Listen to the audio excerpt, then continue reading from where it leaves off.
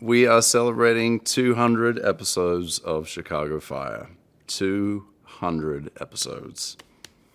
Incredible.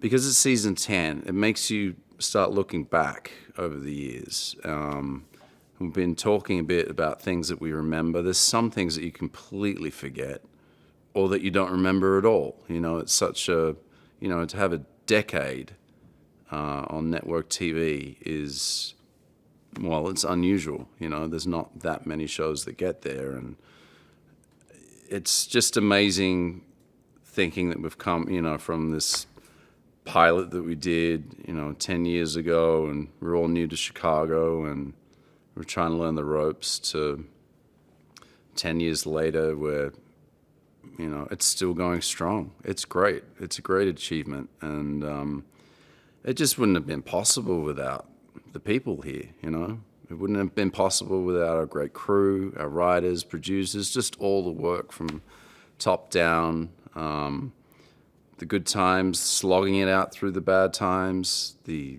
weather. I didn't think I'd last a year on the show.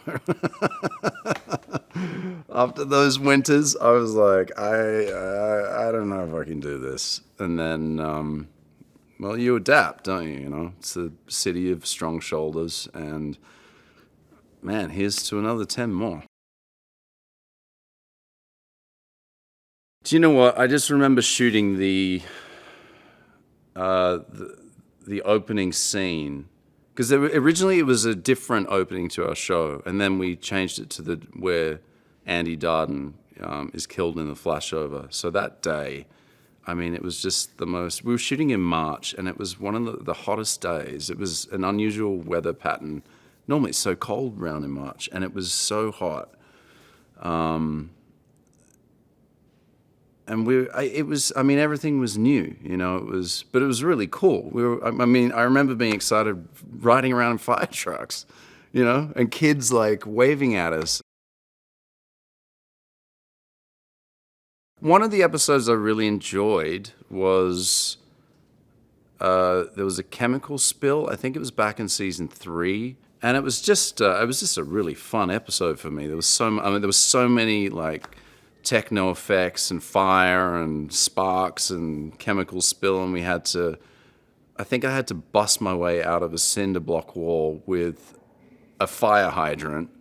And I remember asking them to use a real cinder block wall, and I had to bust a hole in it. And man, I'll never ask for the real thing ever again. That was a bad move.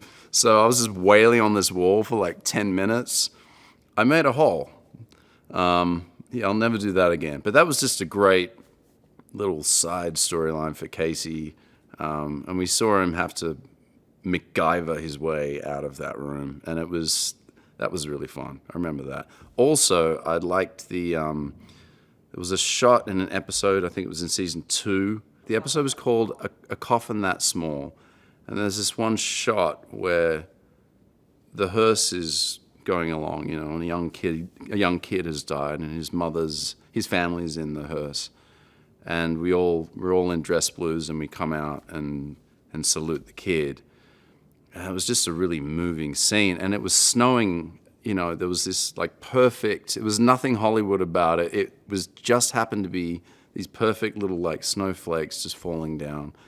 And we didn't know when we were shooting it how sort of full that shot was, because we were just cold. So we'd run out, salute, and then run back into the firehouse in between takes. But we looked back at it and then we're like, oh my God, it was so iconic, it wrapped up. It was like our show in one shot.